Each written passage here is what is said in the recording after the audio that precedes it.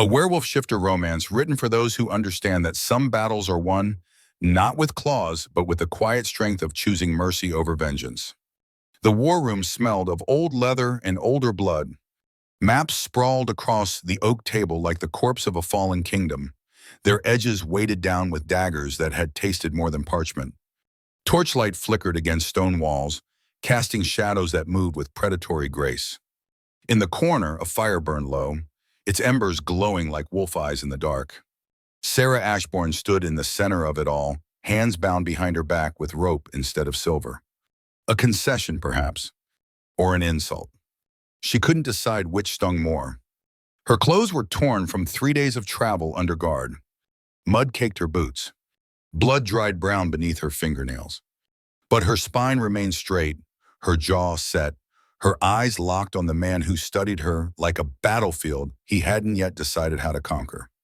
Marcus Ironwood, Alpha King of the Northern Territories, looked nothing like the monster she'd spent 15 years learning to hate. He was tall, broad-shouldered in a way that spoke of labor rather than luxury. His dark hair was tied back carelessly, streaked with gray at the temples. Scars traced his knuckles, his forearms, the side of his neck, where some beast or blade had come too close. He wore no crown, no ceremonial armor, just a worn leather vest over a simple tunic, sleeves rolled to his elbows. He looked like a soldier, not a king. That made it harder. Marcus circled the table slowly, his boots making no sound on the stone floor. Behind him, 3 commanders stood in formation, silent, watchful. Their hands rested on sword hilts, but their eyes held something closer to curiosity than hostility. The Alpha stopped at the map's northern edge, where colored stones marked enemy positions. His finger traced a supply route, then another. His brow furrowed. When he finally spoke, his voice carried the rough timbre of someone who'd given too many orders and swallowed too many screams. "You were found 3 miles inside my border," he said, "carrying blood claw intelligence and a blade still wet with my soldier's blood." Sera said nothing. Marcus looked up. Gold eyes met hers across the table, and for just a moment, something flickered in their depths. Recognition, maybe, or exhaustion. 11 men have been captured trying to cross that border in the last 6 months, he continued. 10 gave me names, locations, troop movements, anything to save their necks. He straightened, arms folding across his chest. "You've given me nothing but silence for 3 days. Because talking would be a waste of both our time," Sera replied. Her voice came out steadier than she felt. "You'll kill me whether I speak or not." Marcus tilted his head slightly. "If I wanted you dead, you'd be ash by now. Then what do you want?" "The truth." A bitter laugh escaped her throat before she could stop it. "The truth. The truth is your father burned my entire clan to the ground 15 years ago. Women, children, elders who couldn't even shift anymore.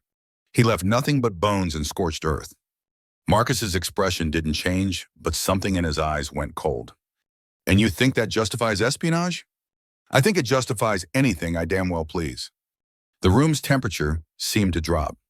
One of the commanders shifted his weight, hand tightening on his sword. But Marcus raised a hand, stilling him. The Alpha moved around the table with deliberate slowness. Each step measured, controlled. When he stopped in front of Sera, barely an arm's length away, she could smell him. Pine smoke, iron, something deeper, wilder that made her wolf stir in the hollow place where it used to live. Before they took it from her. "You were Ashborne Defense Corps," Marcus said quietly. It wasn't a question. "Your posture. The way you watch doors. You're not a spy, you're a soldier." Sera's jaw tightened. "Was a soldier? Your interrogators made sure I'd never shift again." He studied her face. The bruises. The silver burns on her wrists where the original chains had bitten deep. For a moment, something that might have been regret crossed his features. Then it was gone. "If you want me to apologize for surviving my father's war," he said, "you'll wait a long time." "I don't want your apologies." Sera leaned forward despite her bound hands. "I want you to know that every supply convoy you lose, every patrol that doesn't come home, every night you can't sleep because you're waiting for the knife in the dark, that's us. That's what's left of Ashborne. And we will never stop. Marcus stared at her. The silence stretched, thick and suffocating. Then he did something she didn't expect. He smiled, grim and humorless, but a smile nonetheless. Good, he said. The word hung in the air like smoke. Sera blinked. What? Good, Marcus repeated. He turned back to the table, picking up one of the stone markers. Because if the Blood Claw have soldiers like you, then this war isn't over. Which means I need to know how they think. He looked at her over his shoulder. Show me. Sera's heart hammered against her ribs. This was a trap. It had to be.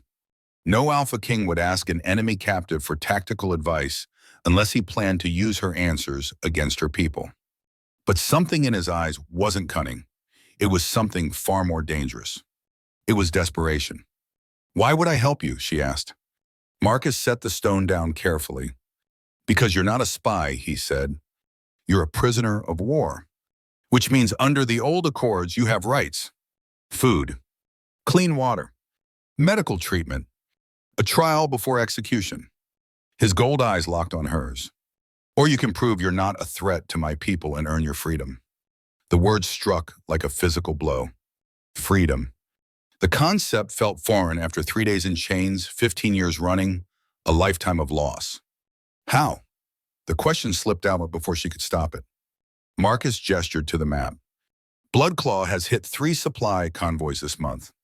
Always at dawn. Always on the eastern routes. My scouts find nothing. No tracks, no camps, no warning. He paused. You served under your father. You know their tactics. Tell me what I'm missing. Sera stared at the map. Every instinct screamed not to betray her people. But the Bloodclaw weren't her people anymore. They'd given her shelter, yes, weapons and purpose. But they'd also made it clear she was only useful as long as she could fight. And now she couldn't. The silence stretched. Marcus didn't push, didn't threaten, just waited with the patience of someone who'd learned that the best intelligence came from those who chose to give it. Finally, Sera spoke. You're not missing anything. Your scouts are looking in the wrong place. Marcus's eyes sharpened. Explain. She nodded toward the map. Your eastern supply routes follow the old logging roads. Good visibility, easy to defend. But 15 years ago, before the war, there were mine shafts in those hills. Copper mining. The tunnels collapsed, but some are still passable underground. One of the commanders leaned forward. We checked the mines. They're flooded. The main shafts are, Sera agreed. But there are ventilation tunnels. Narrow. Can't move an army through them. But a small strike team, 5 or 6 wolves, they could hit a convoy from below and vanish before your scouts even knew they were there. Marcus studied the map, his expression unreadable. Show me. Sera hesitated, then stepped forward awkwardly, hands still bound. Marcus moved behind her, and for a moment she felt the heat of him at her back. Solid. Close enough that her wolf, dormant and broken as it was, stirred again. She ignored it. Here, she said, nodding to a point on the map. The old Copper Ridge mine. The main entrance caved in, but there's a secondary access point behind the waterfall. If I were running raids, I'd stage there.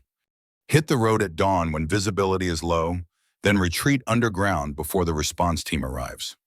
Marcus leaned over her shoulder, studying the location. His breath stirred the hair at her temple.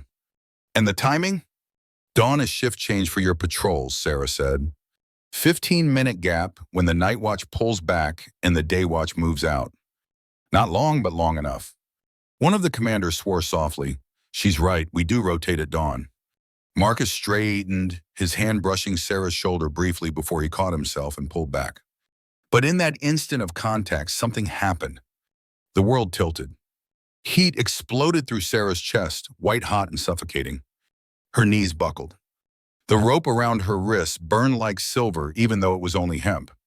Every nerve ending in her body screamed a single word in a language older than speech. Mate. No. She gasped, staggering forward. Strong hands caught her before she hit the table. Marcus's hands. And where his skin touched hers, the heat intensified, spiraling through her veins like liquid fire. His scent hit her all at once. Pine. Smoke. Iron. But underneath, something that bypassed her conscious mind entirely and struck directly at the wounded place where her wolf used to be. Mine, her broken wolf whispered. Ours. Marcus jerked back as if burned. His eyes were wide, pupils blown, gold nearly eclipsed by black. His hand went to his neck, pressing against a point just below his collarbone, where a mark was beginning to burn into existence. No, he breathed. The word came out ragged. Not you, not Ashborne. Sera's own hand flew to her throat. Beneath her fingertips, she felt it. The crescent moon etching itself into her skin with divine fire. The mate mark. The one bond that couldn't be broken, couldn't be denied, couldn't be anything but absolute. The commanders were shouting. Sera couldn't hear them over the roar in her ears, the pulse of the bond trying to complete itself between her heartbeat and his. Marcus's face had gone white. He stumbled backward, hitting the table hard enough to send stone markers scattering across the floor. Get her out, he rasped, now. Hands grabbed Sera's arms. She barely felt them. The bond thrummed between her and Marcus like a living thing, stretching but not breaking as the guards hauled her toward the door. The last thing she saw before they pulled her into the corridor was Marcus Ironwood, alpha king, warrior, survivor of 3 dead mates, staring at his hand where her skin had touched his. And the look on his face wasn't anger. It was terror. The cell they put her in wasn't a dungeon. That realization came slowly as Sera's vision cleared and the burning in her veins faded to a dull, persistent ache. She sat on the edge of a narrow bed, hands finally unbound, and took stock of her surroundings. Stone walls, yes, but clean. A window high up let in moonlight and fresh air. The bed had actual blankets. There was a wash basin with cold water, a chamber pot behind a privacy screen, and in the corner a small table with bread, cheese, and what looked like dried meat. Not a dungeon, barracks. He'd ordered her taken to the soldiers' quarters. Sera didn't know what to make of that. She also didn't know what to make of the thing burning beneath her collarbone. The mate mark. She'd heard stories, of course. Every wolf grew up hearing about the bond. The one connection that transcended pack law, family loyalty, even death itself. But she'd never expected to feel it. And she'd certainly never expected to feel it for him. The door opened without warning. Sera was on her feet instantly, hands raised despite having no claws to fight with. But the man who entered wasn't Marcus. He was older, early 50s perhaps, with silver threading through dark hair and the kind of weathered face that came from decades of sun and battle. He moved with the careful precision of someone whose body had been broken and healed too many times to take movement for granted. Victor Stone, Marcus's second in command. Sera knew him by reputation. The beta who'd served the Ironwood throne for 20 years. Loyal, deadly, uncompromising. He closed the door behind him and leaned against it, arms crossed. His expression was unreadable. You're Ashborne, he said. It wasn't a question. Sera said nothing. Victor sighed. Look, I'm not here to interrogate you.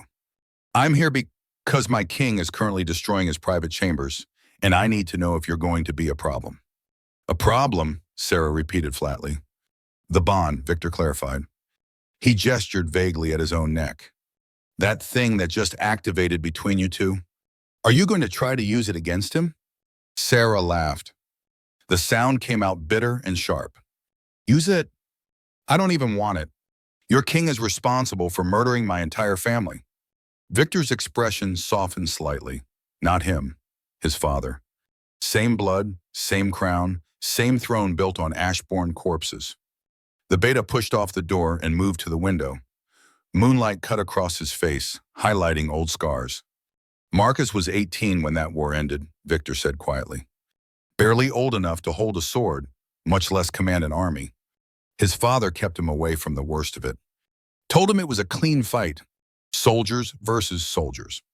He didn't know what really happened to your clan until years later, when he found the records. Sera's throat tightened. And what did he do when he found out? Victor met her eyes. He burned them. Every document, every order, every justification his father wrote. Then he changed the succession laws so no Alpha King could wage war without council approval. That doesn't bring back the dead. No, Victor agreed. It doesn't? Nothing does. But he tried to make it right the only way he knew how. He offered reparations to Ashbourne survivors. Lands, titles, a seat on the council. Sera's hands clenched into fists. How many took it? Victor's silence was answer enough. The beta moved to the door, then paused with his hand on the latch. 3 times, he said softly. 3 times the moon has given Marcus a mate. And 3 times she died before the next eclipse. Poison, accident, illness. It doesn't matter how. The curse takes them all. He looked back to Zerigam, and in his eyes she saw something that looked almost like grief. You're the 4th, and you're Ashbourne, which means the curse has a sick sense of humor. So I'll ask you again, are you going to be a problem? Or are you going to run before it kills you too? The door closed behind him with a soft click. Sera stood alone in the moonlight, hand pressed to the mark that burned beneath her skin, and for the first time in 3 days, she wasn't sure if she was prisoner or victim or something far more complicated than either. Sleep didn't come. Sera lay on the narrow bed and watched moonlight crawl across the ceiling as the bond pulsed in her chest. It wasn't painful exactly, more like a heartbeat that wasn't entirely hers. A rhythm she could feel beneath her own pulse, steady and strong and utterly foreign. She could sense him somewhere in the fortress. Not his location, but his presence. Like a weight on the other end of a rope stretched taut between them. And underneath that weight, a current of emotion that definitely wasn't hers. Fear, anger, grief so old and deep it felt like drowning. Sera closed her eyes and tried to block it out. The bond was new, fragile. Surely she could sever it if she just refused to acknowledge it. That's what the elders always said. A bond only completed if both parties accepted it. But even as she thought it, she knew it was a lie. The mate bond didn't ask permission. It simply was. And now that it had awakened, nothing short of death would silence it. The question was whose death? Hers, if the curse Victor mentioned was real. His, if she chose to use the bond as a weapon. Or both of them, if the goddess who supposedly controlled these things had a truly vicious sense of irony. Sera must have dozed eventually because she woke to the sound of bells. Not alarm bells, morning bells. The kind that signaled shift change in breakfast and the mundane rhythm of fortress life continuing despite the impossible thing that had happened the night before. She sat up, muscles aching, and found a new set of clothes folded on the table. Simple. Practical. Canvas pants, a wool shirt, leather vest. Soldier's garb, not a prisoner's rags. There was also food, hot food. Porridge with honey, fresh bread, and what looked like actual bacon. Sera stared at it for a long moment. Then, because she wasn't stupid enough to starve on principle, she ate. She was halfway through the meal when the door opened again. This time it was a young guard, barely 20, with nervous eyes and a hand that kept drifting to his sword hilt like a tell he didn't know he had. "The king wants to see you," he said. His voice cracked slightly on the word king. Sera set down her spoon. When? Now. The guard led her through corridors of gray stone, past alcoves where soldiers practiced blade work, and stairwells that spiraled up to battlements. Everywhere she looked, wolves moved with purpose. Carrying supplies, repairing armor, drilling in formation. It looked less like a palace and more like a military garrison, which she supposed it was. They climbed a tower stair and emerged onto a wide balcony overlooking the training yard. Dawn light painted everything golden red. Below, dozens of warriors sparred in pairs while instructors barked corrections. And in the center of it all stood Marcus Ironwood. He'd changed clothes. Dark leather armor now, fitted and worn in all the places that mattered. His hair was still tied back, but loose strands escaped to catch the wind. He held a practiced sword, circling a younger wolf who looked confident right up until the moment Marcus disarmed him with a move so fast Sera almost missed it. The watching soldiers applauded. Marcus helped the young wolf to his feet, said something too quiet to hear, and clapped him on the shoulder. Then his head turned, gold eyes finding Sera on the balcony with unerring accuracy. The bond pulsed, his jaw tightened. He said something to his students, then climbed the stairs toward her. Each step was measured, controlled, but Sera could feel the tension radiating off him like heat from a forge. When he reached the balcony, he dismissed the guard with a gesture. They stood in silence. The morning wind carried the scent of pine and training sweat and something underneath that made her wolf stir restlessly. His scent. The bond trying to pull them together despite every logical reason to stay apart. "Did you sleep?" Marcus asked finally. "No. Neither did I." Sera looked at him properly for the first time since the bond had ignited. In daylight, he looked older. Lines of exhaustion bracketed his mouth. His eyes were shadowed. But his shoulders were straight, his stance balanced. A man who carried burdens but refused to collapse under them. "You wanted to see me," she said. Marcus moved to the balcony's edge, gripping the stone railing. Below, training continued.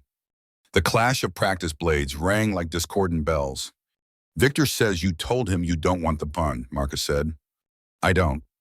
"Good." His hands tightened on the stone. "Neither do I." The words should have brought relief. Instead, they landed like stones in her chest. "So what now?" Sera asked. "Do we just ignore it until it goes away?" Marcus's laugh was bitter. "It doesn't go away. I've tried that 3 times. The curse." He flinched as if she'd struck him. Yes, the curse. Sera moved to stand beside him, close enough that the bond thrummed with proximity, but not so close they touched.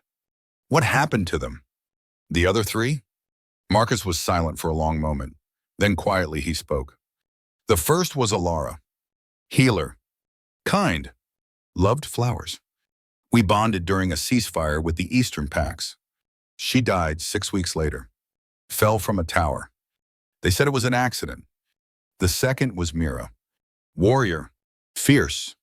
Reminded me of you, actually. Poison in her wine 4 months after we bonded. Never found who did it. The third was Lysa. Quiet. Preferred books to battles. She got sick 3 weeks after the bond completed. Fever took her in 2 days." His voice was flat, reciting facts. But through the bond, Sera felt the grief behind every word. Old pain, carefully locked away, but never healed. "Do you know what it's like?" Marcus continued. "To feel someone die through a mate bond? Not just lose them. Feel them die. Their fear. Their pain. The moment their heart stops and the bond rips out of you like a piece of your soul torn free." Sera's throat closed. "I don't." "I do.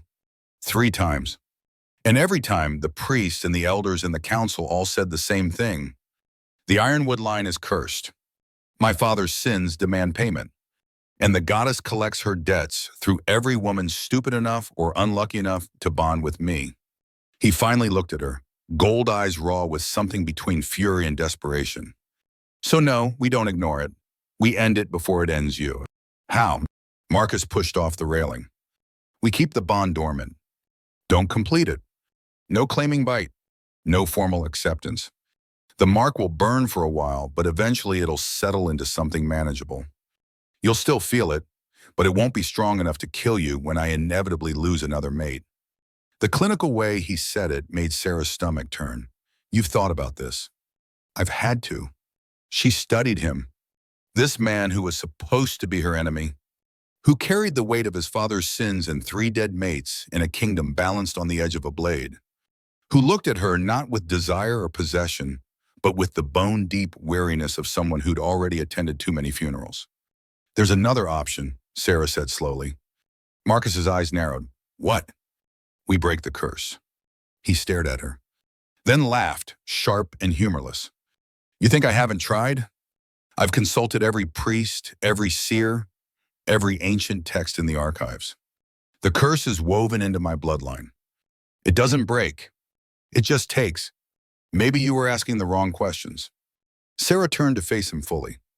The bond pulsed between them, and she could feel his skepticism mixing with something that might have been hope. "Your father made a blood pact," she said. "That's where curses come from. Not divine judgment. Someone paid a price for power. And based on what Victor told me, I'm guessing that price was my clan." Marcus's expression went very still. "If I'm right," Sera continued, "then the curse isn't about punishing you. It's about preventing something. What if every mate you've lost was supposed to help you undo whatever your father did? What if the curse kills them before they can help you break free? That's speculation. So was my theory about the supply raids. And I was right. Silence stretched between them. Below, the clash of practice weapons continued. A crow cawed somewhere in the distance, and the bond hummed with possibility and danger in equal measure. Marcus exhaled slowly. Even if you're right, how do we prove it? Sera met his eyes.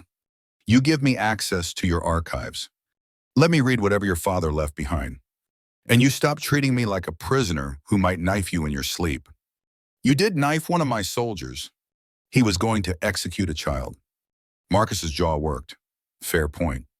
He looked out over his fortress, at the wolves who depended on him, at the mountains that ringed his territory like the walls of a prison he couldn't escape. When he spoke again, his voice was quiet.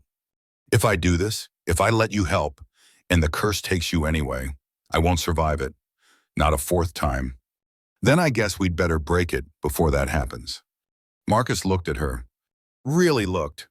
And for the first time since the bond had ignited, she saw something other than fear in his eyes. She saw the faintest edge of possibility. 3 days later, Sera stood in the war room again. But this time her hands were free. This time she stood beside Marcus instead of across from him. And this time when she pointed to the map, it was to save lives instead of condemn them. Your scouts were right to check Copper Ridge, she said. But they checked it during the day. Bloodclaw moves at dawn and dusk. You need to recon the area during shift changes. Marcus nodded slowly. We're stretched thin already. If I pull scouts for a recon mission, it leaves the western border vulnerable. Then don't pull them, send me. Every commander in the room turned to stare. Victor, standing in his usual position behind Marcus's right shoulder, frowned. You haven't shifted in 5 years, Victor said. You can't scout in human form. I can if I'm not scouting alone. Sera looked at Marcus. The bond between them had settled over the past 3 days into something almost comfortable. Not completed, not claimed, but present. A low hum of awareness that let her know he was tired, frustrated, and currently fighting the urge to reject her suggestion outright. You want to go into Bloodclaw territory, Marcus said slowly, where they know your face. I want to prove I'm not a liability. Sera kept her voice level. You need intelligence on those raids. I can get it, but I need backup in case something goes wrong. 1 or 2 of your fastest runners. We go in at dawn, observe the mine entrance, and pull out before full light. Victor shook his head. It's too dangerous. So is bleeding supplies every week. Marcus studied the map, his finger tracing the routes they'd discussed. The bond thrummed with his indecision. Logic warring with instinct. Strategy against the bone deep need to keep his mate safe. Except she wasn't his mate. Not really. Just a woman cursed by the same goddess who'd already taken 3 others from him. Finally, he looked up. You go in with a full team.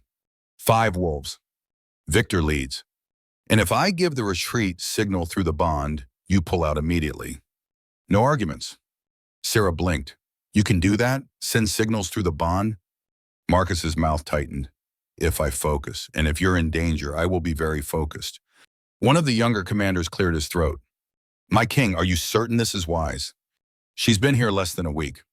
Which means Bloodclaw doesn't know we've turned her yet, Marcus said. She's an asset. We use assets. But the look he gave Sera held something more complicated than strategic calculation. It held warning. Trust me to keep you safe, and I'll trust you to come back. The recon mission launched 2 hours before dawn. 6 shadows moved through the forest in perfect silence. Victor took point, his gray wolf form massive and battle-scarred.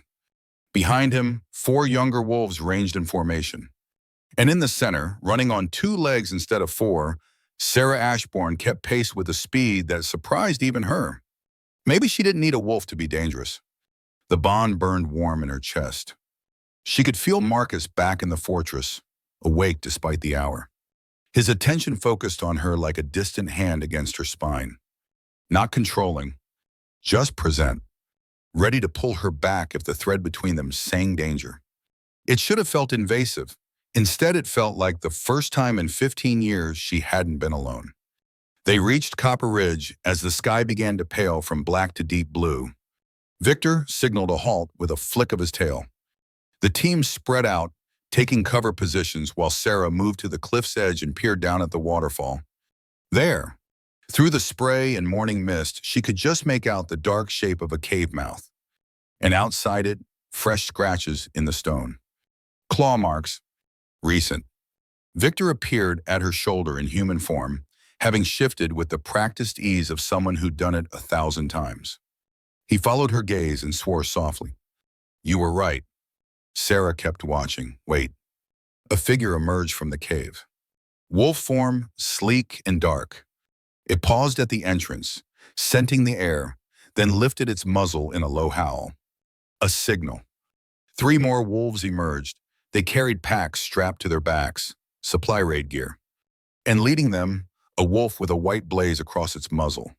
Sera's breath caught. She knew that blaze, knew the wolf who wore it. Darius Blackthorn. Her childhood friend, the boy who'd promised to run away with her the night before Ironwood soldiers burned her village. The boy who'd survived and she'd thought dead for 15 years. Victor noticed her reaction. "You know him?" Sera nodded slowly. The bond in her chest flared.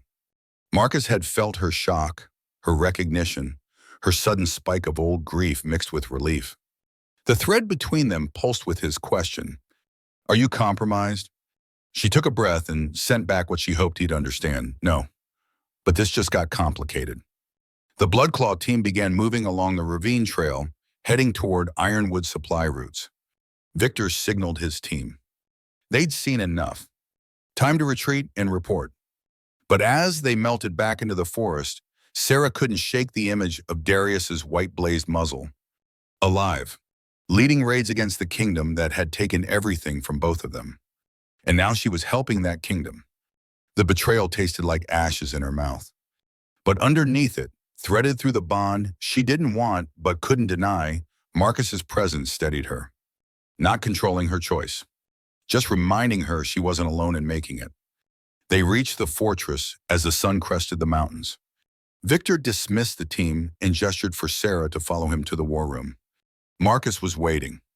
He stood at the table, maps already spread, a cup of something that smelled like coffee cooling at his elbow.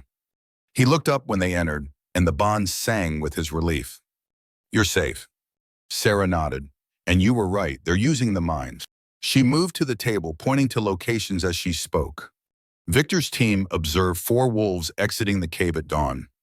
They were equipped for supply raids. "I'd estimate they hit your eastern convoys within the hour." "Did you recognize any of them?" The question was casual, but through the bond, she felt his attention sharpen. He knew. Somehow he'd felt her recognition.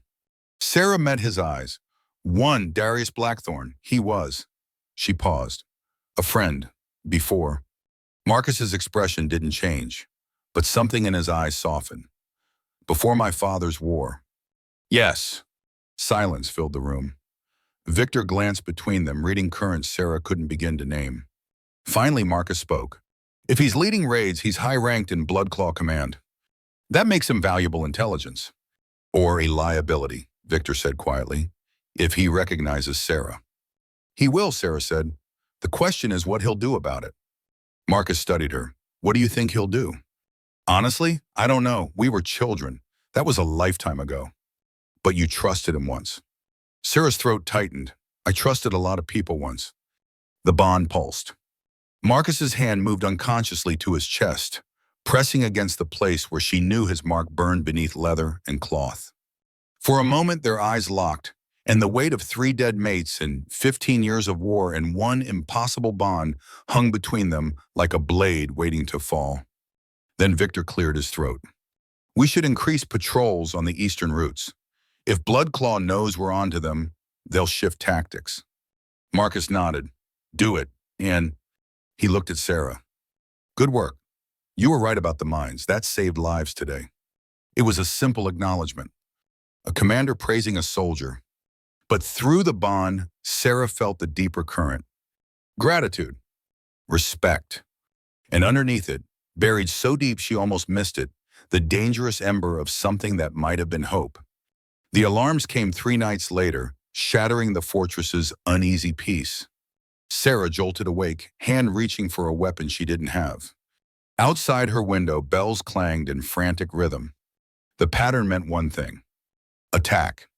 She was dressed and moving before conscious thought caught up. The corridor outside was chaos. Soldiers running, weapons drawn, voices shouting coordinates and rally points. Sera grabbed a passing guard. "What's happening?" "Southern Gate." Bloodclaw hit the patrol change. Her stomach dropped.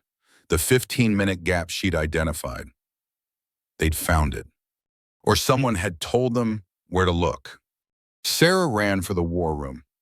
Marcus would be there, coordinating the defense. Except when she burst through the doors, the room was empty. Maps scattered, a chair overturned, and on the floor a splash of blood too fresh to be old. The bond erupted in her chest. Pain, sharp and sudden, not hers, his. Marcus. Sera didn't think. She ran, following the pull of the bond like a rope dragging her south, through corridors, down stairwells, out into the training yard where dawn was just beginning to break, and stopped. Bloodclaw warriors fought Ironwood soldiers in brutal close quarters. Wolves in shifted form tore at each other while humans met with blade and fist. The scent of blood and violence choked the air. But in the center of it all, standing alone against 3 attackers, was Marcus. He fought like someone who'd been doing it since before some of these wolves were born. Precise, brutal. Each movement wasted nothing. But he was bleeding. A gash across his ribs. His left arm hung wrong. And still he stood, because behind him, a group of young wolves barely old enough to shift, huddled together. Trainees he was protecting with his body. Sera saw the archer before Marcus did, saw the arrow knocked, saw the bow draw back. She moved. No conscious decision, just body reacting before mind could object. She slammed into Marcus's side, knocking him clear. The arrow meant for his heart took her high in the shoulder instead. Pain exploded, white hot and absolute. But underneath it, something else exploded too. The bond, stretched to its limit by adrenaline and fear, and the absolute certainty that she would not let him die, shattered its careful dormancy and roared to completion. Sera's scream tore through the courtyard. Not pain, not entirely. The mate bond igniting in full. Every nerve ending lit up. Every sense sharpened. And in the center of her chest, where a wolf used to be, something stirred. Old power. Sleeping power. The part of herself she'd thought lost forever. Marcus caught her as she fell. His hands were slick with blood, his eyes wild with panic and rage. "No," he rasped. "No, not you, not like this." But Sera barely heard him, because inside her, past the pain and the bond, and the arrow lodged in her shoulder, a wolf was waking, and it was angry. Her scream became a howl. The sound split the dawn, echoing off stone walls and mountain peaks. Every wolf in the courtyard froze, friend and enemy alike, because that howl didn't come from a human throat. Light erupted from Sera's skin, silver and blue, bleeding out like liquid moonlight. The arrow in her shoulder glowed white hot, then crumbled to ash. The wound beneath sealed itself with a sound like breaking ice. And where Sera Ashborne had knelt, broken and wolfless, a silver wolf rose to its feet. Not massive, not brutish, but elegant, deadly, with eyes that blazed blue fire and a coat that shimmered like starlight on water. The Bloodclaw warriors stumbled back. One of them shifted to human form, eyes wide. "Ashborne heir," he breathed, "the lost daughter." Sera's wolf snarled. The sound resonated with 15 years of grief and rage and loss finally given teeth. She lunged. What happened next would be told in whispered stories for years. How the wolfless Omega who'd saved the Alpha King became a silver storm of fury. How she tore through Bloodclaw attackers not with brute strength, but with speed and precision that spoke of training never forgotten. How she fought not to kill, but to drive them back, to protect the young wolves huddled behind Marcus's bleeding form. When the last attacker fled through the broken southern gate, Sera stood in the center of the courtyard panting, her silver coat stained red. And around her, every Ironwood wolf knelt. Not in submission, in awe. Marcus pushed himself to his feet, one arm clutched to his ribs. He limped toward her, and through the bond, now fully ignited and burning bright, Sera felt everything. His pain, his disbelief, his fear. And underneath it all, dangerous and undeniable, his pride. He stopped in front of her wolf form. Slowly, carefully, he lowered himself to one knee. Not as a king, as an equal. "Welcome back," he said quietly. Sera's wolf regarded him with blue fire eyes. Then, deliberately, she pressed her muzzle to his forehead. Not dominance, acceptance. The bond between them sealed with a pulse of silver light that every wolf in the fortress felt to their bones. When Sera shifted back to human form minutes later, wrapped in someone's donated cloak, she found Victor staring at her like she'd risen from the dead. 5 years, the beta said hoarsely. "You've been wolfless for 5 years. That doesn't just come back." "Apparently it does," Sera said. Her voice shook. Her whole body shook. Marcus, now being tended by healers but refusing to leave the courtyard, spoke through gritted teeth. "The bond. It gave you back what was taken."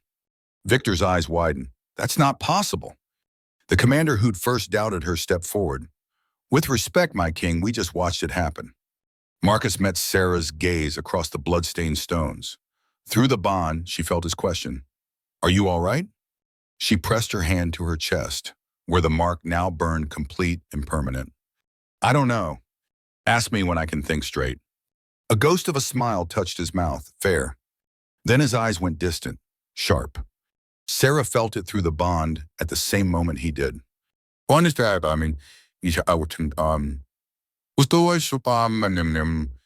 guards approaching, nervous, terrified, dragging something, someone.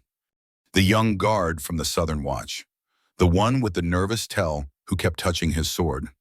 He was bound now, gagged, and his eyes held the absolute certainty of someone who knew he was dead. Victor hauled him forward and threw him at Marcus's feet. "Found him at the breach point," Victor said, with a raven ready to fly, blood claw markings on the message. The courtyard went silent. Marcus stared down at the young guard. Through the bond, Sera felt his emotions were rage, betrayal, and underneath grief. Because this boy was someone's son, someone's packmate, and he'd sold them out anyway. The king's voice when it came was quiet, deadly. "How long?" The guard's gag was removed. He gasped, then choked out 3 months. "They have my family. My sister. They said they'd kill her if I didn't. Names, locations. I don't know, I swear. They just told me when to unlock the gate." Marcus's hands clenched. Victor waited, sword drawn, ready to deliver execution. Sera felt the moment Marcus made his choice. Felt it through the bond like a physical thing. He was going to show mercy. And it was going to cost him. "You'll tell us everything you do know," Marcus said. "Every contact, every instruction, every message you sent." "My king," Victor protested, "the law demands execution for treason." "Then change the law." Marcus looked at his beta. His friend. His brother in all but blood. "I've spent 15 years becoming my father. I'm done." To the guard he said, "Your sister. Where is she?" "Bloodclaw territory, eastern border." Marcus straightened despite his wounds. "Then we get her back. And you spend the rest of your life earning the mercy I'm giving you today." The courtyard erupted. Protests. Shock. But Marcus raised his hand and the noise died. "We are not my father's kingdom," he said. His voice carried. "We are better. We have to be, or everything we've lost meant nothing." He looked at Sera, and the bond between them thrummed with a truth she finally understood. They were bound now. Fully, completely. And if the curse came for her, it would find something it had never faced before. Two people willing to break fate itself rather than surrender to it. Victor approached Marcus after the healers had finally convinced him to sit. The beta's face was carved in stone. "You're taking a massive risk," Victor said quietly. "With the traitor?" Marcus shifted, wincing. "I'm taking a calculated mercy. There's a difference." "I mean with her." Victor glanced at Sera, who stood across the courtyard, speaking to the rescue trainees. "With the bond. You said you'd never complete it again." "I didn't complete it. It completed itself. During battle. When she took an arrow meant for you. Victor's voice hardened. That's exactly how Luna Mira died, Marcus. Poison meant for you. And before that, Ilara, who fell after pushing you from the path of a crossbow. They all died protecting you. Marcus's jaw tightened. What's your point? My point, Victor said, is maybe that's the curse. Maybe every mate bond pushes them to sacrifice themselves for you. And maybe the next time Sera won't survive. The words hung between them, heavy, true, undeniable. Marcus looked across the courtyard, at the silver-haired woman who'd fought like a storm, who'd taken his arrow, who'd given him back something he'd thought lost. Hope. Then I'll just have to make sure there isn't a next time, Marcus said quietly. Victor's hand gripped his shoulder. Brother, you can't protect everyone. No, but I can try. And through the bond, Sera felt every word. End of part 1. If this story resonated with you, we invite you to join us for part 2, where alliances will be tested, truths will surface, and Sera must decide whether breaking a curse is worth the cost of everything she thought she knew about justice, vengeance, and the thin line between enemy and equal. The moon rose full and cold 3 nights after Sera's wolf returned, casting silver across the fortress walls like a promise or a threat.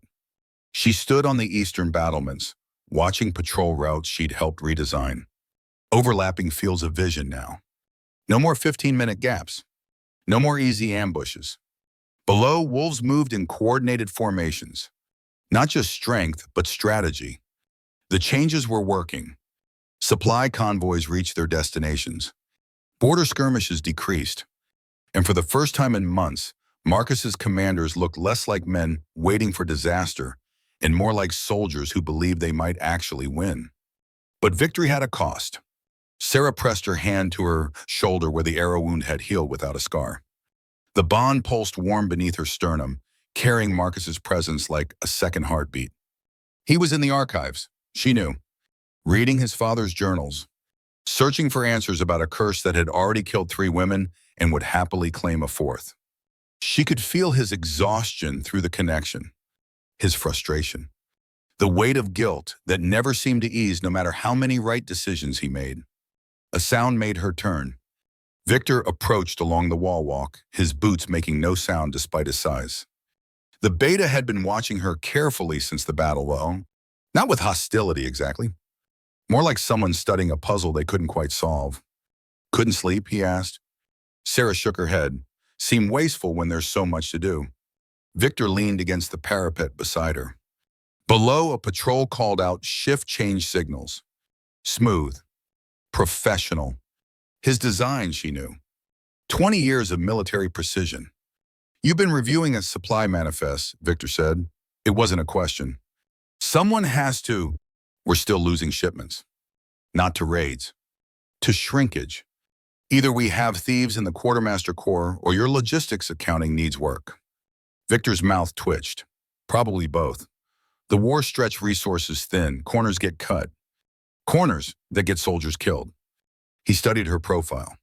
You sound like a commander. I was raised by one. The silence stretched. Victor's gaze drifted to the eastern mountains where Bloodclaw territory began. The boy we caught, he said finally. The traitor. You argued for his exile instead of execution. Because his sister is still alive, which means leverage. You don't waste assets out of spite. Even when those assets nearly killed your mate? Sera's jaw tightened. He's not my mate. She paused. It's complicated. Victor made a sound that might have been a laugh. That's one word for it. The bond completed itself, Sera. You can feel him right now. Know exactly where he is, what he's feeling. That's not complicated. That's fate. Fate is just another word for trap. The beta turned to face her fully. His expression was unreadable in the moonlight. 3 times I've watched him bond with someone, Victor said quietly. 3 times I've helped bury them. Alara, Mira, Lissa, good women, strong women. And all of them died the same way, protecting him from something that should have been survivable. Sera met his eyes. You think the curse makes them sacrifice themselves. I think the bond drives them to it. Love, loyalty, call it what you want. But when the moment comes, Every Luna has chosen to die for him. And I'm trying to figure out if you're going to be the exception, or if you'll just be the fourth grave I dig." The words should have angered her. Instead, they landed like recognition, because Victor wasn't threatening.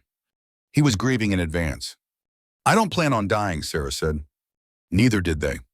Victor pushed off the parapet and started to walk away, then paused. "He's in the archives reading about the Ashborne massacre, trying to find something, anything, that explains why his father did it. Thought you should know." "Why?" "Because," Victor said, "whatever he finds, it's going to hurt him. And since you can feel his pain now, it's going to hurt you too." He disappeared into the stairwell, leaving Sera alone with the moon and the bond and the growing certainty that some truths were sharp enough to cut even through stone. She found Marcus surrounded by books and scrolls that looked older than the fortress itself. The archive room was deep underground, carved from living rock, lit by oil lamps that made shadows dance across ancient text.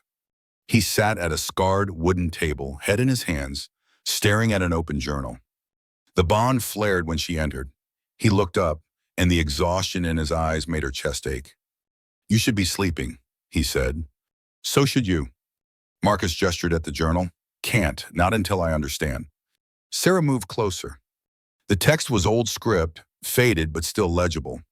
She recognized the hand. Official. Precise. The writing of someone who documented atrocities with the same care they'd use for grain inventories. "Your father's war journal," she said. Marcus nodded. "I found the entry about Ashborne, the real one, not the cleaned-up version the council saw." He turned the journal toward her. Sera's hands trembled as she read. "The Ashborne clan possesses old magic. Blood ties to the moon herself through their priestess line. They refused the binding pact I offered. Said no alpha should wield divine power without divine consequence. So I made my choice. If they would not give me the goddess's favor, I would take it. Their blood, their magic, their lives, all of it, fuel for a pact that would make Ironwood unbreakable." The words blurred.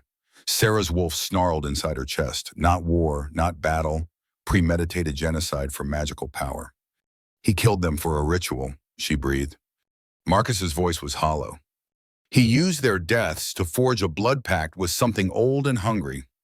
Promised it Ashborne lives in exchange for Ironwood's strength. Military victory. Unbreakable rule. And the curse?" Marcus flipped pages. Found another entry dated 3 years after the massacre. "The pact hungers. It took my wife last winter. Fever that no healer could touch. The priests say it's the price. Ashborne blood for Ironwood power. But the magic doesn't distinguish between the guilty and the innocent. It just takes, and it will keep taking until the debt is paid." Sera's throat closed. "Your mother." Marcus's hands clenched into fists. He knew. He knew the curse would kill his family, and he did it anyway. Because he thought military power was worth it. The bond between them pulsed with his anguish. Sera felt it like her own. The weight of inheriting sins you didn't commit. The impossible burden of a crown built on corpses. She sat down across from him. For a long moment, neither spoke. The lamps flickered. Somewhere above, fortress life continued. But down here, in the archives of old crimes, there was only truth and the terrible cost of it. "I'm sorry," Marcus said finally. "For what he did. For what it cost you. I know sorry doesn't bring them back. But I need you to know I would undo it if I could." Sera looked at him.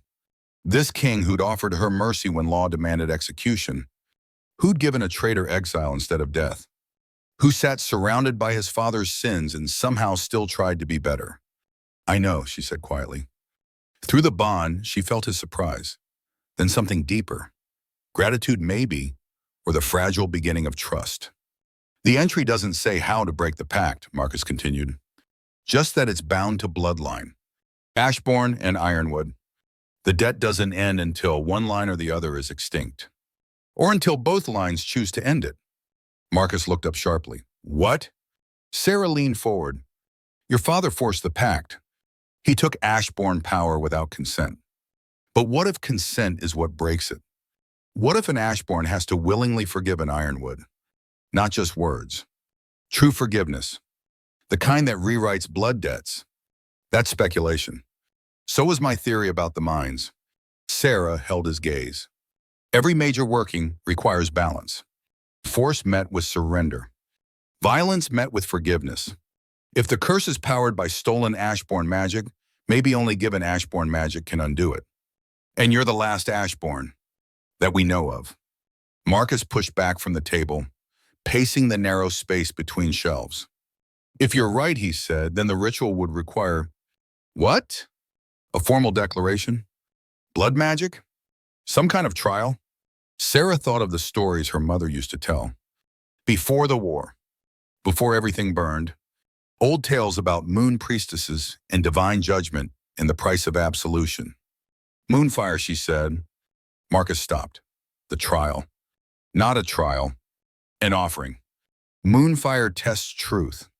If I go into it willingly and offer forgiveness, the goddess will know if it's real. And if it is, she trailed off. Neither of them needed her to finish. If it was real, if her forgiveness was genuine, maybe it would be enough to crack the curse that had killed 3 women and destroyed any chance Marcus had at peace.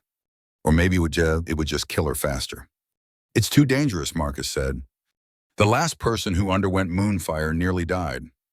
And she was being tested for lies, not offering up her entire bloodline's vengeance. Which is exactly why it might work. No, his voice went hard. I won't risk you for a theory. The bond flared between them. Sera felt his fear beneath the command. The same fear that had buried 3 mates and learned to expect loss as naturally as breathing. She stood, moving around the table until she was close enough to feel the heat of him. Close enough that the bond thrummed with proximity. Marcus, she said quietly, I've spent 15 years hating you. Hating your name. Hating everything your crown represents. And in 3 weeks, you've given me back my wolf, my purpose, and the first taste of peace I've had since I was a child. His eyes searched hers. That doesn't mean you owe me your life. No. But it means I choose what to do with it. And I'm choosing this. Not for you. For me. Because carrying hate is exhausting. And I'm tired of letting your father's sins define who I am. The lamps flickered. Marcus's hand rose slowly, hesitating, then touched her cheek. The contact sent warmth spiraling through the bond. If it kills you, he whispered, I won't survive it. Then I guess I'll have to live. His thumb brushed her jaw. The gesture was gentle, reverent, terrified. When? He asked. 3 days. When the moon reaches her zenith and the temple is properly prepared. Marcus's hand dropped. He turned away, but not before she felt the war inside him. Logic warring with emotion. King versus man. The impossible choice between protecting her and letting her make her own decisions. Finally, he nodded.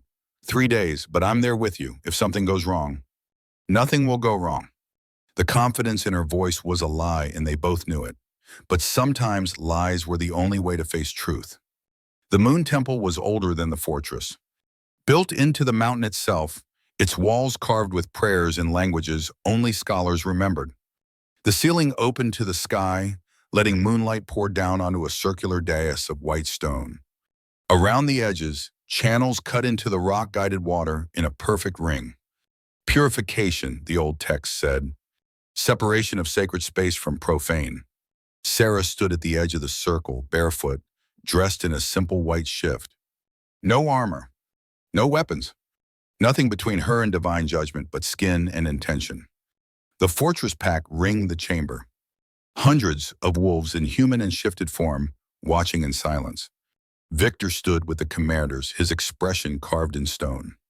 The young traitor they'd spared was there too, watching with the guilt of someone who understood exactly what mercy cost. And at the circle's northern edge, he'd wanted to stand beside her. She'd refused. This was her trial. Her choice. He could witness, but he couldn't shield her from consequence. The high priestess stepped forward. She was ancient, bent with years, but her eyes were sharp and knowing. She carried a bowl of clear water and a knife of silver that caught the moonlight like captured stars. Sera Ashborne, the priestess, called. Her voice echoed off stone walls. You stand before the moon goddess to offer testament. Do you come of your own free will? I do. Do you understand that moonfire tests truth? That lies burn and only honest hearts survive? I understand. Then speak your offering. Sera took a breath. Through the bond, she felt Marcus's fear spike, felt his desperate wish to call this off, pull her back, keep her safe. She sent back calm. Trust me. I offer forgiveness, Sera said. Her voice carried clear and strong. To Marcus, Ironwood for the crimes of his father. To the soldiers who followed orders, they didn't understand. To the kingdom built on my family's bones. The priestess raised the knife. Blood given freely breaks chains forged in violence. Will you seal this offering? Sera held out her hand. The blade cut swift and clean across her palm. Blood welled, bright red, then dripped into the bowl the priestess held. The water turned crimson, then silver, then began to glow. The priestess poured the mixture onto the dais. Where it touched stone, light bloomed. Moonfire. Not the violent explosion of trial by ordeal. This was gentler. Silver flames that rose from the stone like flowers growing in fast motion. They swirled around Sera's feet, climbed her legs, wrapped her body in light that should have burned but felt cool as winter water. The pack gasped. Even Victor's stone expression cracked. Because Moonfire only responded this way to one thing. Truth. Sera closed her eyes as the flames tested her. They pressed into her mind, her heart, her memories. She saw her father's face the night soldiers came, heard her sister's screams, felt the heat of burning buildings and the cold certainty that she was going to die alone. The flames asked, Benesas, do you forgive? Her first instinct was no. Screamed denial. 15 years of grief and rage and survival howling that forgiveness was surrender. But underneath, quieter, steadier, another voice spoke, her own voice, exhausted and honest. Yes, because holding on to hate hadn't brought her family back. It had only carved her hollow. And Marcus Ironwood was not his father. He was a man trying desperately to be better than the crown he'd inherited. That was worth something. The moonfire pulsed. Testing deeper. The flames showed her the 3 dead Lunas. Ilara, Mira, Lissa. Women who died protecting Marcus from a curse they didn't understand. The fire asked, do you fear their fate? Yes, she admitted, but I choose it anyway. Why? Because some things are worth dying for, and breaking curses is one of them. The moonfire exploded outward in a wave of silver light that struck every wolf in the chamber. They fell to their knees as power washed over them. Ancient magic, Ashborne magic, the kind that had been stolen and twisted and was now freely given. When the light faded, Sera stood unharmed at the circle's center. The white shift was unmarked. Her skin glowed faintly with residual power. And on her collarbone, the mate mark that had been a simple crescent now blazed as a full moon intertwined with a wolf's fang. The curse hadn't broken, but it had cracked. She could feel it, a hairline fracture in something that had seemed eternal. The high priestess bowed deeply. The goddess has accepted your offering, but she warns the debt is old and deep. Forgiveness begins the healing, but only blood can end it. What does that mean? Sera asked. The priestess's eyes were sad. It means the curse won't take you easily, but it will still try. Marcus was across the circle before Sera's next breath. His hands caught her shoulders, steadying her, his eyes searching for injury. You're all right, he said. It wasn't quite a question. I'm all right. The bond between them sang. No longer tentative, no longer resisted. It had settled into something that felt less like chains and more like coming home. That should also have terrified her. Instead, it just felt right. Around them, the pack began to rise. Whispers rippled through the crowd. Aoi, respect. And underneath, the first threads of hope. Maybe the curse could be broken. Maybe this Luna would survive. Maybe the goddess had finally decided Ironwood had suffered enough. But in the shadows at the back of the chamber, Victor watched with eyes that held no hope at all. Only the cold calculation of someone who knew exactly how curses worked and how they always collected their debts. The attack came 5 nights after the moonfire ritual, when the fortress had just begun to believe in peace. Sera woke to darkness and the bond screaming danger. She was moving before thought caught up, grabbing the sword Marcus had insisted she keep by her bed. Outside her door, the corridor was chaos. Soldiers running, alarms clanging, and underneath it all, a sound that made her blood freeze. Fighting, inside the walls. She ran toward the sounds of battle, her wolf snarling for release. The bond pulled her south, toward the central courtyard where Marcus's presence blazed like a beacon. She burst through the doors into pandemonium. Bloodclaw warriors fought Ironwood soldiers in brutal close quarters. But these weren't raiders. They were assassination teams. Small, fast, focused on maximum damage with minimum exposure. And they were winning. Sera shifted mid-stride, her silver wolf emerging in a cascade of light. She hit the nearest blood-clawed warrior from the side, bearing him down. Her jaws found his throat. Quick, clean. No time for mercy in combat. Across the courtyard, Marcus fought in human form, his blades singing through the air. He moved like water, like violence made art. Every strike precise, economical. The product of decades learning that survival meant never wasting motion. But he was bleeding, a gash across his rib. His left arm moved wrong, possibly dislocated. And he was protecting something. Sera's wolf eyes found them. Young wolves, trainees. They huddled behind an overturned supply cart while Marcus held the line between them and 6 bloodclaw attackers. 6-1. Even for an alpha king, the math was bad. Sera charged. Her silver form cut through the chaos like lightning. She reached Marcus's side in seconds, her wolf adding its fury to his defense. Together they fought. Not as king and subject. Not as 2 wolves who'd been enemies 3 weeks ago. As partners. Marcus covered her blind spots. She anticipated his movements. The bond sang between them, feeding tactical information faster than speech. Where to strike, when to dodge, how to turn 6 opponents into 5, then 4, then 3. But Bloodclaw hadn't come unprepared. Sera saw the archer too late, saw the arrow knocked, saw it aimed not at Marcus, but at the trainees behind him. Children, barely old enough to shift, who would die because she and Marcus were busy fighting. Her wolf moved on instinct, leaped, twisted midair to shield the young ones with her body. The arrow took her high in the flank. Not silver, thank the goddess. But the impact was enough to send her crashing to the ground in a tangle of fur and pain. Marcus's roar shook the courtyard.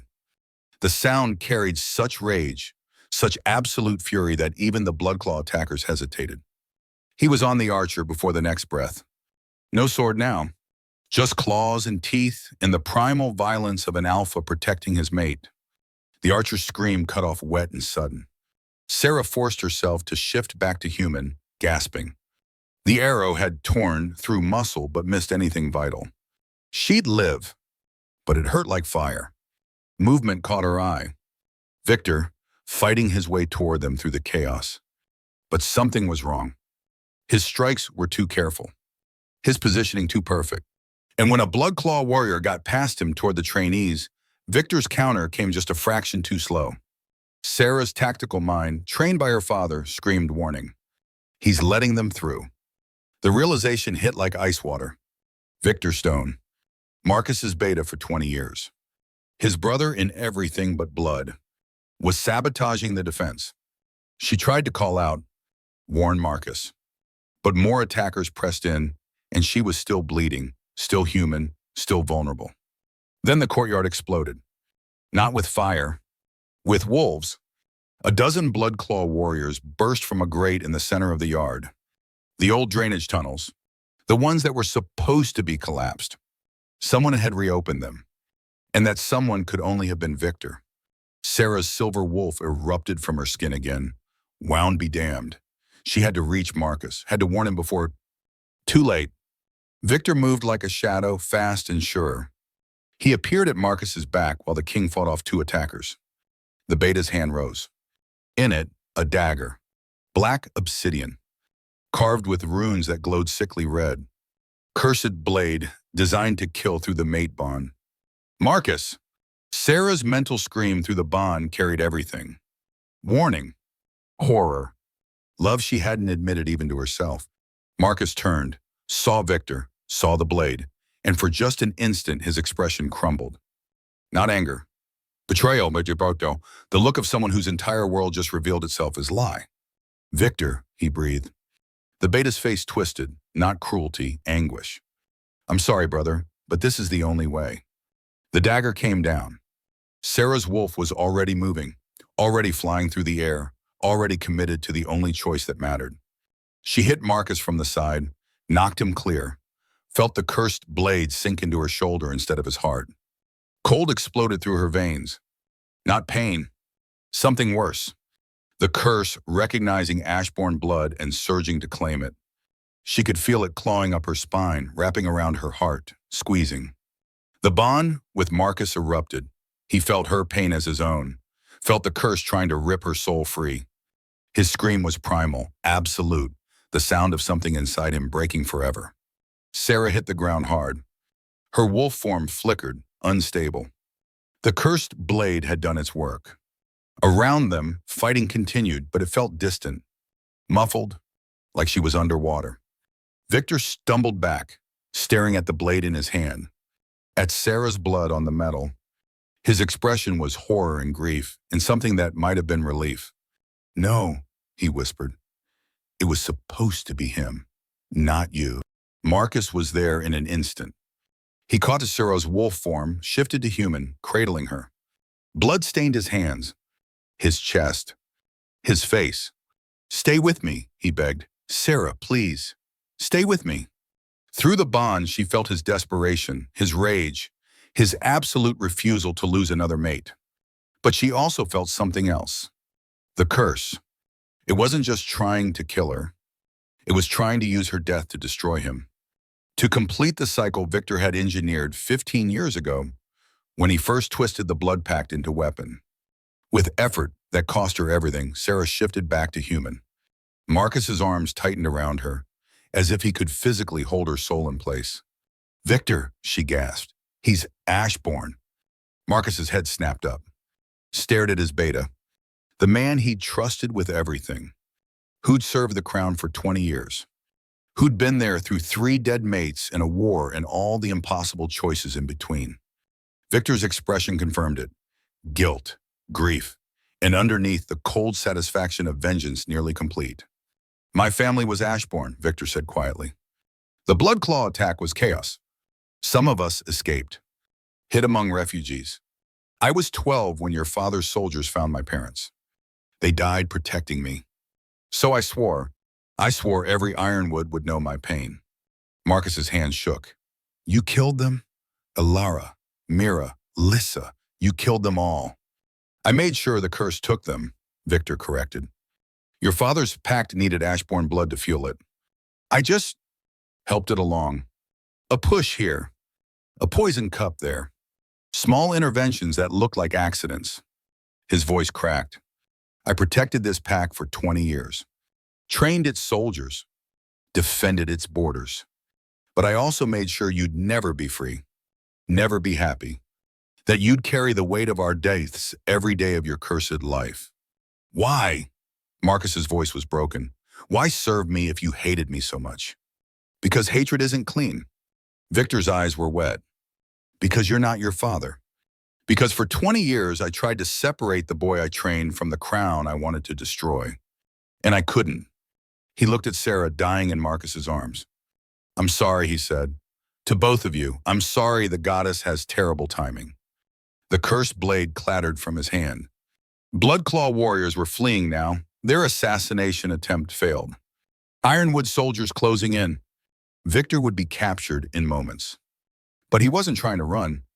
He just stood there, looking at the king he'd betrayed and the woman he'd accidentally killed. And for the first time in 15 years, Victor Stone looked old. End the cycle, he said to Marcus. Break what we couldn't and try to forgive me, even though I don't deserve it. Then Ironwood soldiers surrounded him, and Victor let them take him without resistance. Sera's vision was fading, the curse magic spreading through her veins like ice. She could feel Marcus through the bond, feel him pouring everything he had into keeping her alive. Don't, she whispered. Don't trade yourself for me. I'm not trading anything, his voice was fierce. We break this together or not at all. The moon broke through the clouds overhead, full, bright, and in its light, Sera felt something shift. The moon fire offering she'd made, the forgiveness she'd given freely. It was fighting the curse, not winning, but fighting. Blood magic requires blood, the high priestess had said. Forgiveness begins the healing, but only blood can end it. Understanding struck like lightning. She knew what had to happen, knew the price, and knew Marcus would never let her pay it willingly. So she didn't ask permission.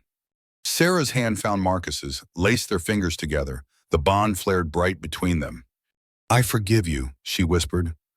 Victor, the curse, all of it. I forgive you all. Then, with the last of her strength, she pulled, not pushing Marcus away, pulling him in, into the bond, into the curse, into the place where moonfire and blood magic and 20 years of vengeance met. And together they burned. The courtyard exploded with silver light. If this story resonated with you, we invite you to join us for part 3, where the true price of breaking curses will be revealed, and two wolves must decide if survival is worth the cost of everything they've fought to protect. The light was everywhere and nowhere. Silver fire that burned without heat, without mercy, without end.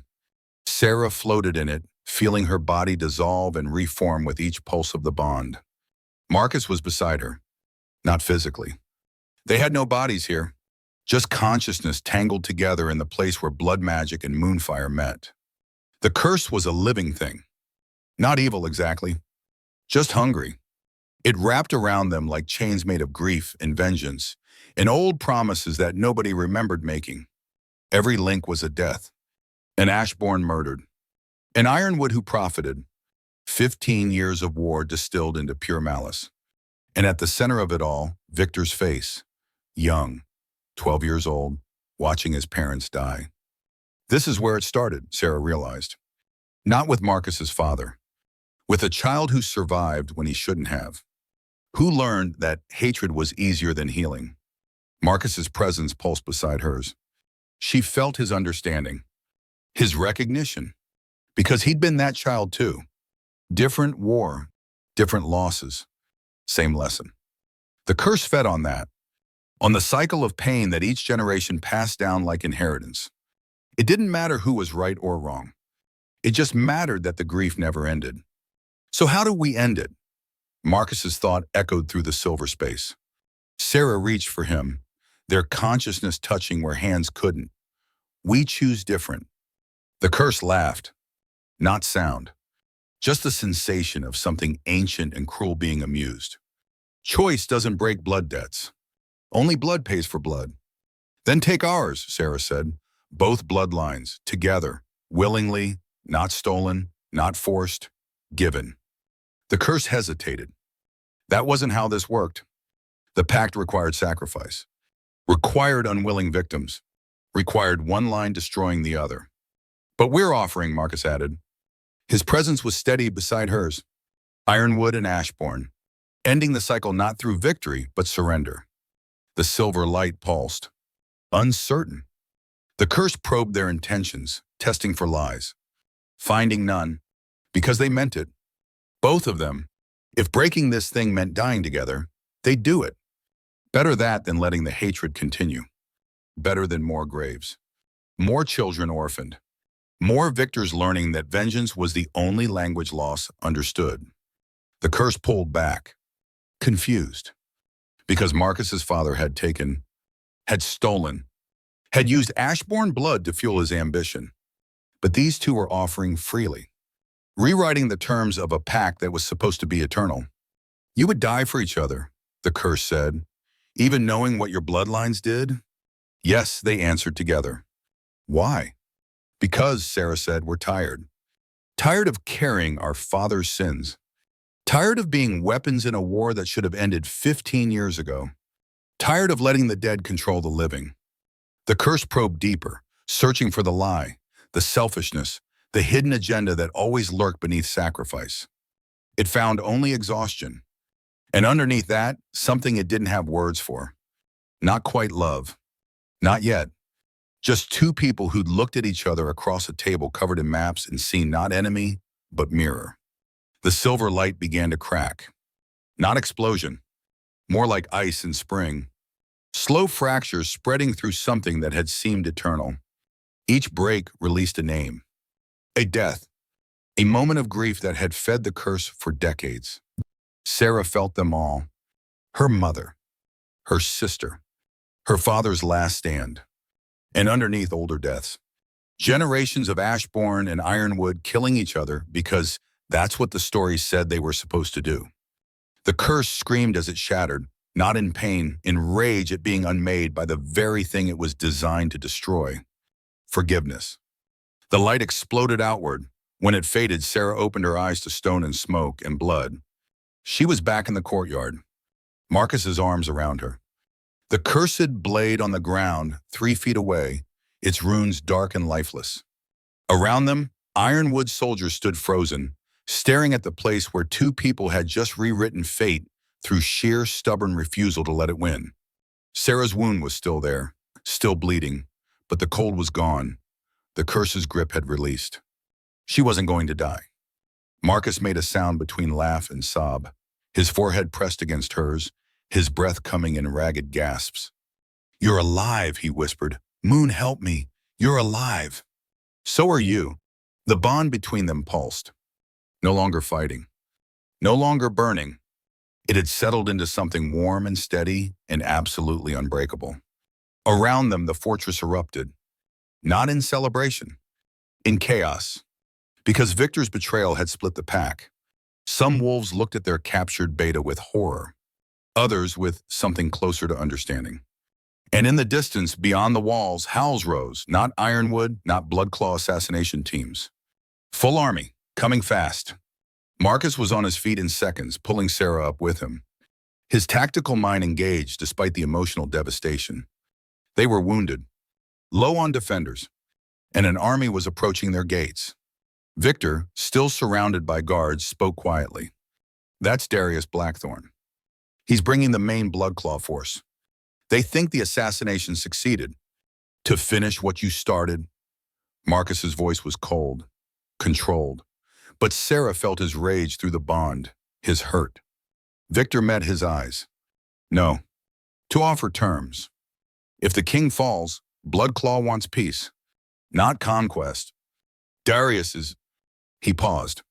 "He's not like me. He still believes in honor." Sera stepped right forward despite her wound. "How do we know this isn't another trap?" "Because," Victor said quietly, "I'm the only one who wanted you dead. The rest of Bloodclaw just wants to survive. They've been bleeding for 15 years too." Marcus stared at the beta who'd been his brother. His teacher. His most trusted advisor. The man who'd killed 3 women and tried for a 4th. "Why tell us this?" Marcus asked. "Why help now?" Victor's smile was bitter. "Because the curse is broken and I can feel it. Feel the weight lifting. And I realize I've wasted 20 years on revenge that didn't bring my parents back.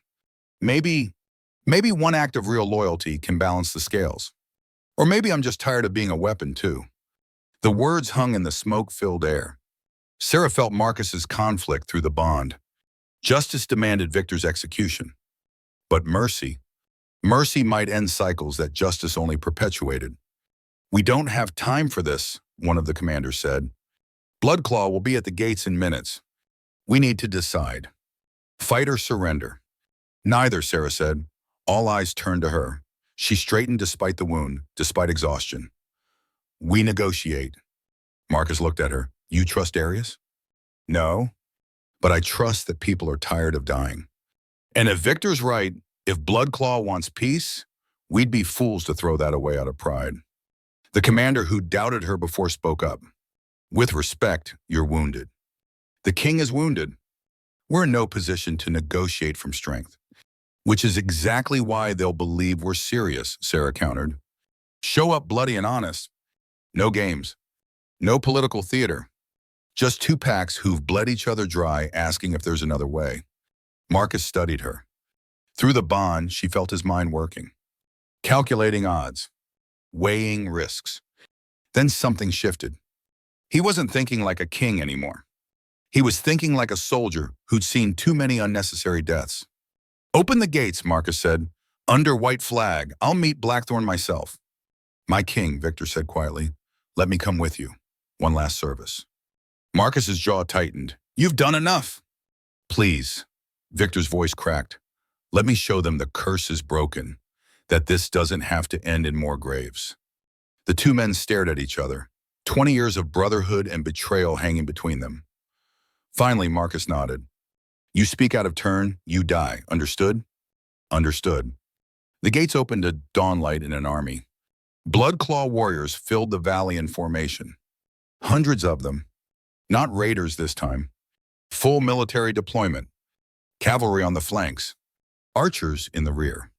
Infantry holding the center in tight ranks that spoke of discipline and veteran experience. At their head, mounted on a massive gray wolf, sat Darius Blackthorn. He'd changed since Sera last saw him. No longer the boy who'd promised to run away with her.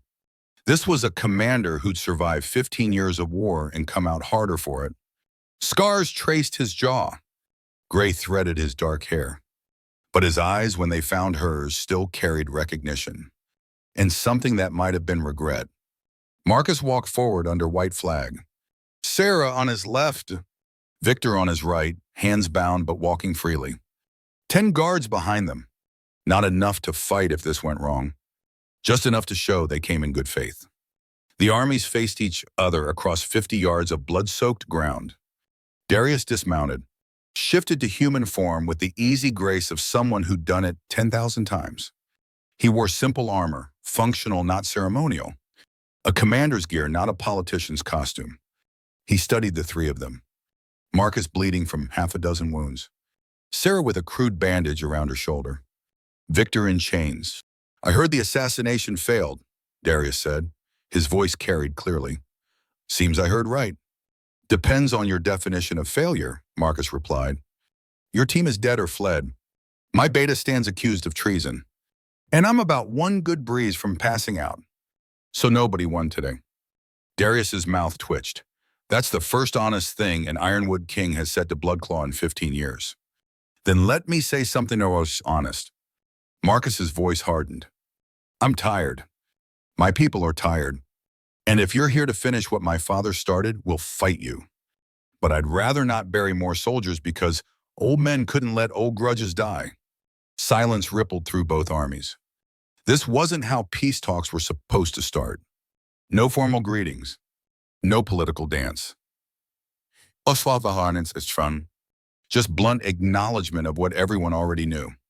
They were all exhausted. Darius looked at Sera. "You took an arrow meant for him. I saw the light when the curse broke. Felt it, even from Bloodclaw territory." She nodded. "It's done. The blood pact is ended." "And Victor?"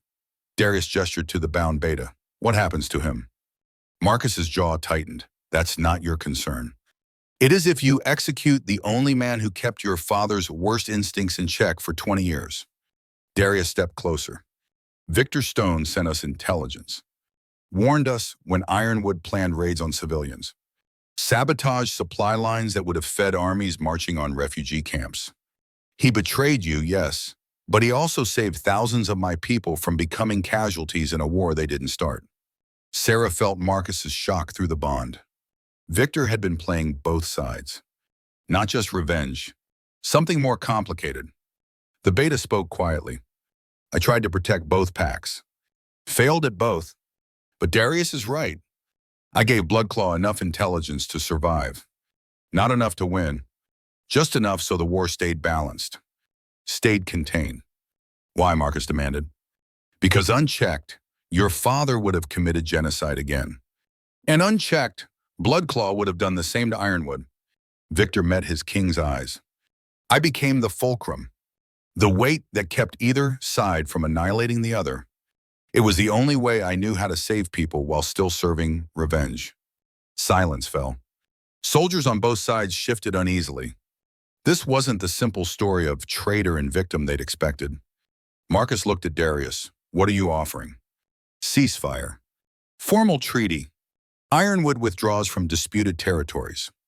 Bloodclaw does the same. We establish joint patrols on the border. share intelligence on external threats. And we both agree to execute any commander on either side who breaks the peace. In exchange, Darius glanced at Victor. In exchange, you exile him? Don't execute. Exile. Let him live with what he's done rather than making him a martyr. No, Victor said. Execute me. I earned it. Which is exactly why I won't, Marcus said quietly.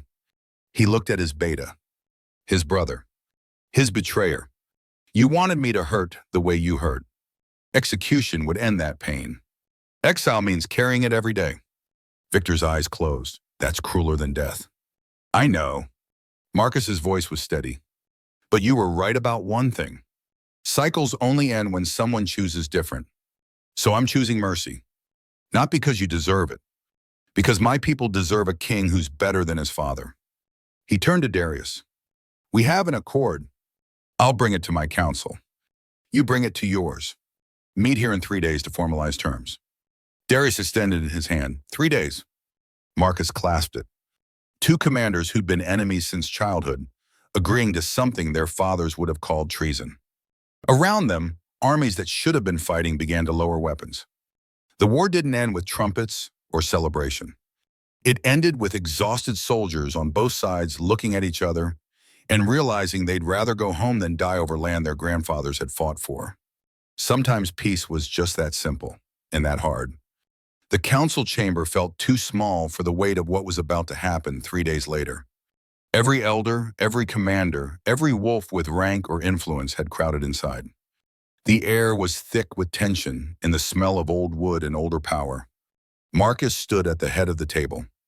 Not sitting, standing, because what he was about to do couldn't be done from a throne. Sera watched from the side wall, still healing but present. This was Marcus's moment. His reckoning.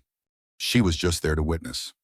Through the bond, she felt his resolve, and underneath the fear, not of consequences, of truth. My father, Marcus began, his voice carrying to every corner of the chamber, was a war criminal. The room erupted, protests, shock, outrage. Marcus raised a hand and the noise died. He continued, steady and relentless. The Ashborne massacre was not a military engagement. It was premeditated genocide. He used their deaths to fuel a blood pact, traded their lives for power. And then he hid the evidence and told us it was necessary for the kingdom's survival. One of the older elders stood.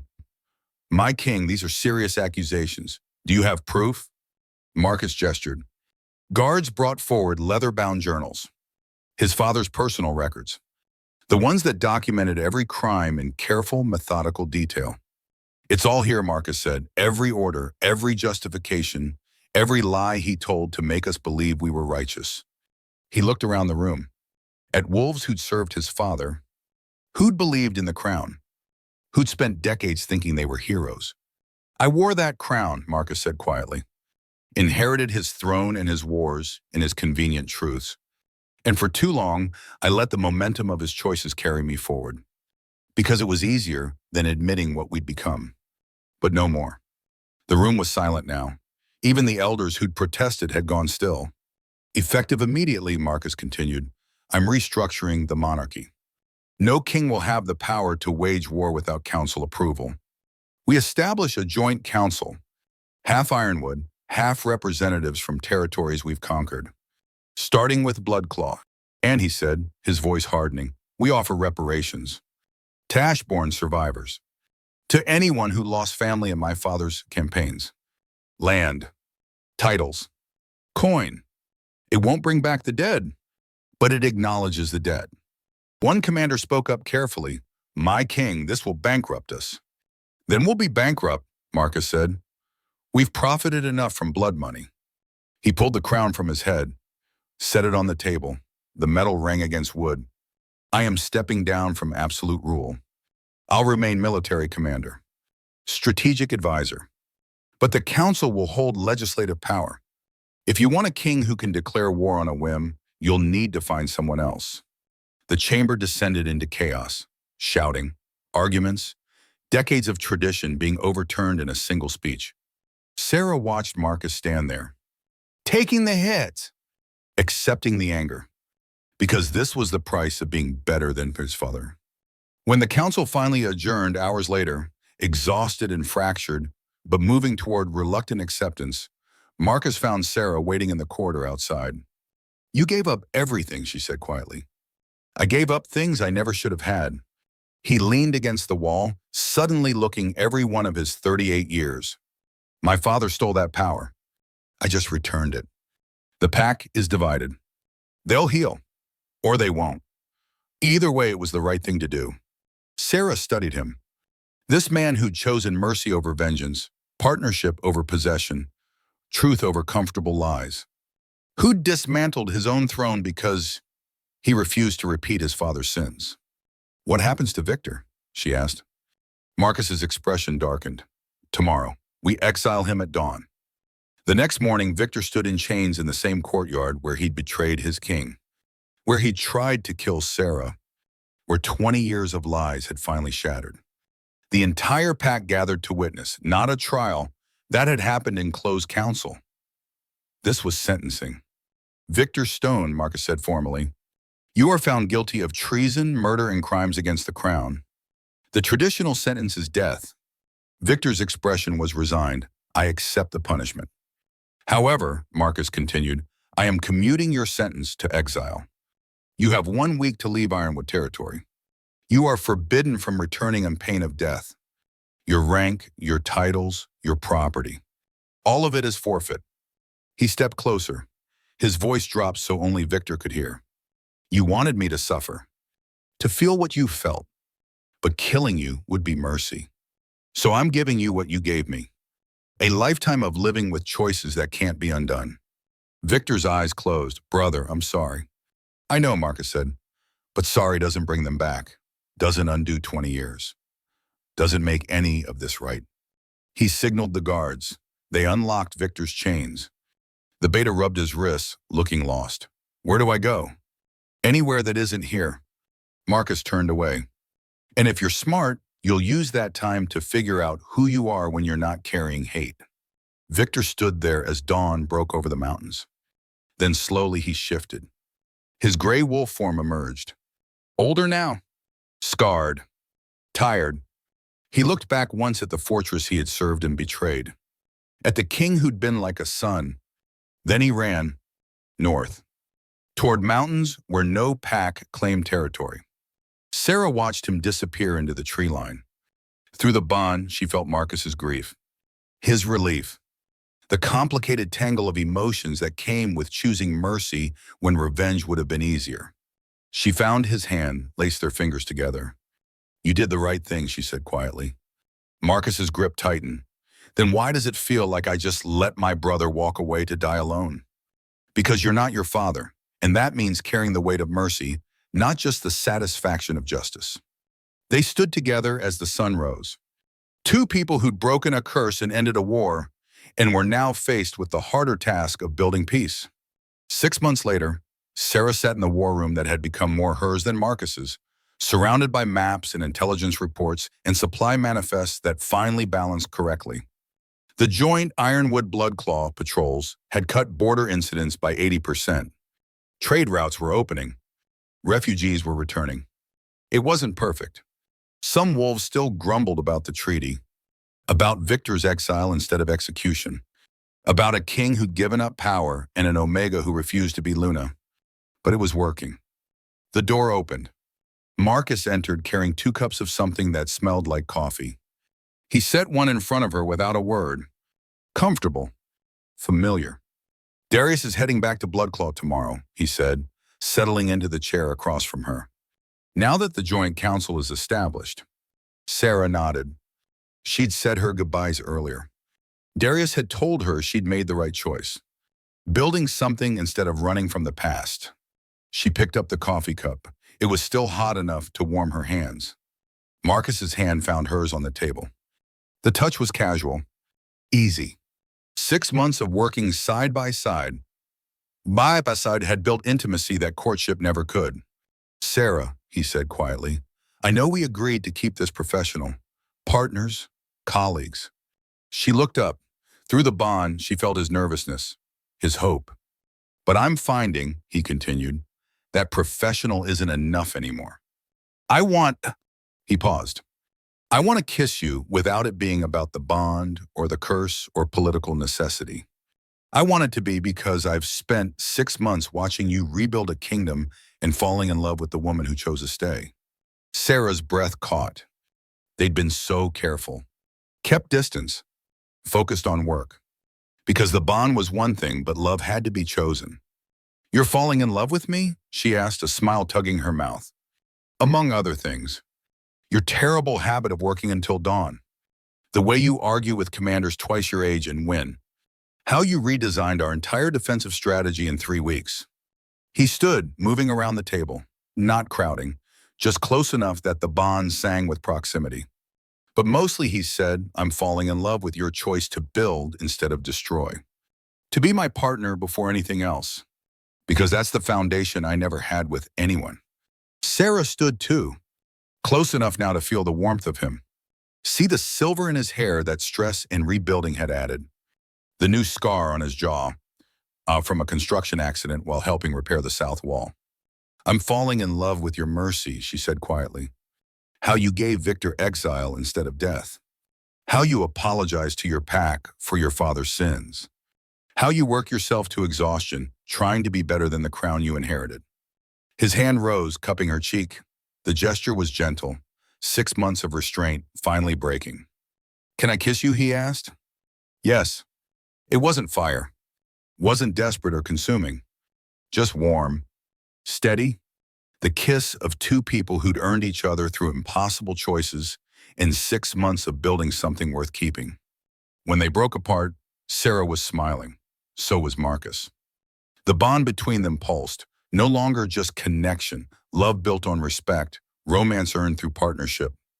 We should probably review those supply manifests, Sera murmured. Marcus laughed. Always the strategist. Always.